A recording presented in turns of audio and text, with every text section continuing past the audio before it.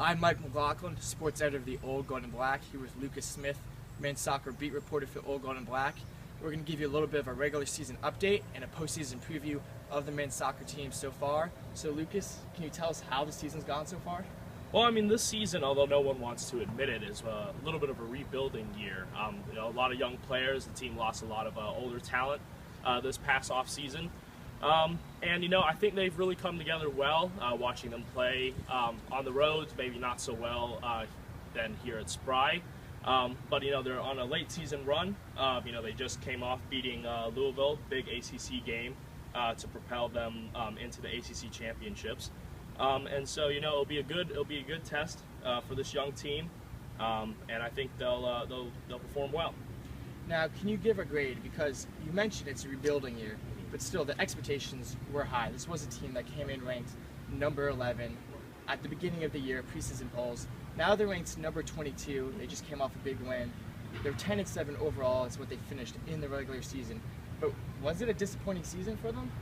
Well, I mean, if we had to give a grade, I think would be somewhere in the B+ range. I think the expectations, while high, were a little bit tempered for this season. Coming in with a lot of new starters. I think there's 8 underclassmen right now in that starting 11. I think this might be an easy question, but who's been the MVP of the soccer team so far? Well, I mean, it's difficult to talk about Wake Forest soccer without Michael Gamble. I mean, he's the heart and soul of this team. He's a junior forward from Maryland. Currently tied in the lead for goals with 6, leads a team in assists with 10, and leads a team in points as well. And he's also been nominated as a semifinalist for the top college player award in the season.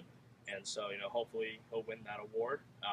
But another big name that's come up, and a newcomer, John Baquero, a freshman from Spain. His father played at Barcelona, so there's a lot of good pedigree there. But he's come in real strong mid-season. Didn't start off the season in the starting lineup, but through hard work and perseverance, he's made it into the starting 11, and he's really made an impact. He has 4 game-winning goals so far this season, which is, I believe, 4th in the ACC.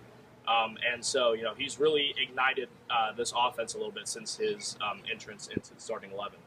The team definitely has that interesting dynamic there, with Michael Gamble coming back from injuries last year to now really be the leader of this team, to be its best player, to really carry this team at time, and then to have the rise of several freshmen, particularly John Baquero, who's just been on fire as of late. Now, going into the ACC championships, they have Clemson. They're playing Clemson at Clemson. It's Sunday, November 9th, coming up this weekend. They just beat number 9 Louisville. Right. Can you talk about, do they have momentum going into this? Are they peaking at the right time? I think it's a little early to say if they've peaked or if they're at where they want to be right now.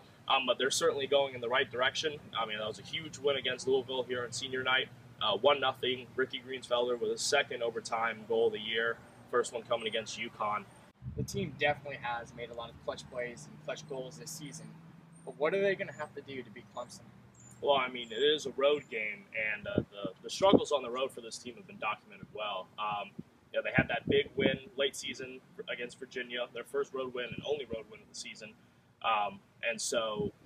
With a previous loss, 3-1 at Clemson on the road earlier this season, I mean, I think the team's got some takeaways from that game.